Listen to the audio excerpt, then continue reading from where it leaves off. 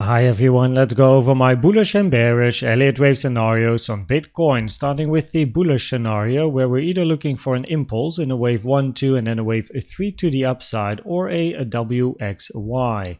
With regards to the impulse, we want to count a 5-wave impulsive structure in wave 1, which has to be a wave 1, 2, 3, 4, 5, looking for a 3-wave corrective structure to the downside in a wave 2. The most common target for your wave 2 is the 05 to the 786 Fibonacci, taken from the low to the high of wave 1, giving you a target area between 67.9k and 66.9k.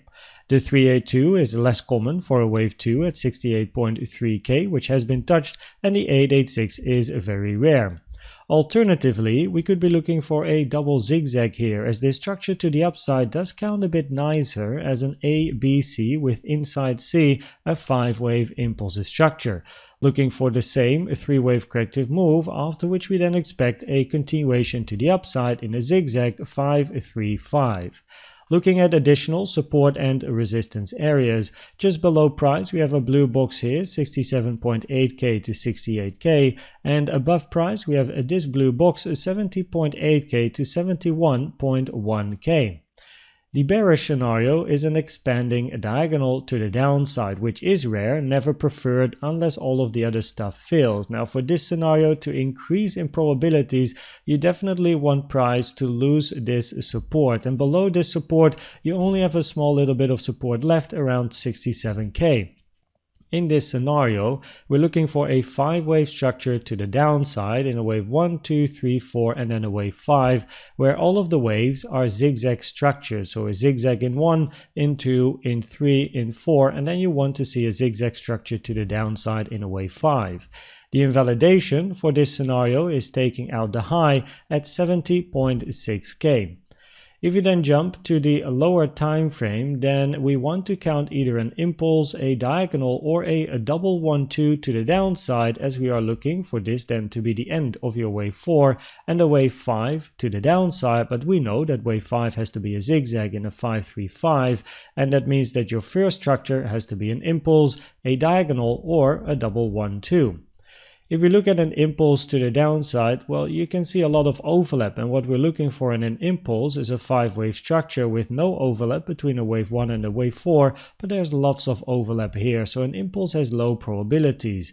This then means we're going to be looking for a diagonal or a double 1-2. In a diagonal, wave 2 and wave 4 have to be zigzag structures, which means that this has to be a zigzag structure and this has to be a zigzag structure for then a wave 1, 2, 3, 4, and then we're still looking for a wave 5 to the downside. But as you can see, this would then become an expanding diagonal, and an expanding diagonal again is rare, never preferred unless all of the other stuff fails, which then leaves us with a potential double 1-2. In a double 1-2, you're looking for wave 1, 2, 1, 2, and then want to see strong continuation to the downside. But as you can see, your second wave 1 here is a lot longer in time and price compared to your first wave 1, which does lower the probabilities for a double 1-2. And what I also prefer to see in a double 1-2 is some good bearish CVD divergences building up, which at the moment locally is not the case. If we then look at the CVD divergences, then we do have bullish CVD divergences, and the smaller bearish CVD divergences here are still visible, but if price continues up a little bit further, they will be invalidated. So we have the bigger bullish CVD divergence on the chart, higher low in price, lower low on the CVD. The target would be this high. Has to be said though that this pivot has a second CVD, so this was the first CVD with the low. This is the second CVD divergence with the same low, and the more CVD divergences you have with the same pivot, the lower the probabilities of it playing out. So that is why I do prefer to keep an eye on the more local CVD divergences, where we do have a higher low in price and then a lower low on the CVD.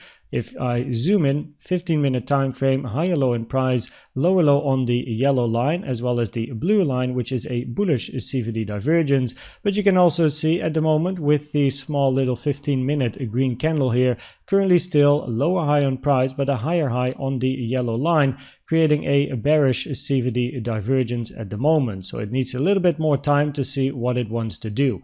We do have news this week as well on Thursday and on Friday at 2:30 p.m. Central European time. So make sure that you trade safe on these days and around this hour, as volatility might kick in. And if you then go to the probabilities of the different scenarios, then on the 15-minute time frame, the probabilities at the moment are higher for this structure here to be a corrective structure instead of an impulsive structure, as an impulse, a diagonal, or a double 1-2 here locally at the moment does not look that great.